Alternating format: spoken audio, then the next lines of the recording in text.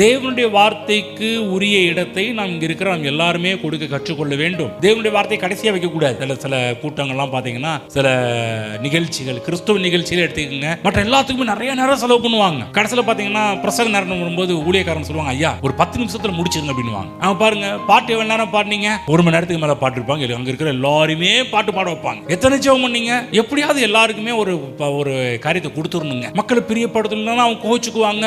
என்னைய ஜெபம், எனக்கு ஜெபம் கொடுக்கல, எனக்கு ஏதாவது ஒரு பாட்டு கொடுத்தாங்கன்னு சொல்லி சண்டை போடுவாங்க. அதனால எல்லாரையும் ஜெபத்துக்கு ரொம்ப நேரம் கொடுப்பாங்க. ஆனா பிரசங்கம் பண்ற பிரசங்க என்ன சொல்லுவாங்கன்னா, ஐயா டைம் ஆயிடுச்சு, சாப்பிட்ற நேரம் வந்துருச்சு, நீ என்ன பண்ணுங்கன்னா ஒரு 10 நிமிஷத்துல ஒரு 1/4 மணி நேரத்துல நீங்க என்ன பண்ணுங்க, பிரசங்கத்தை முடிச்சிருங்க அப்படின்னுவாங்க. கவனமா கேளுங்க.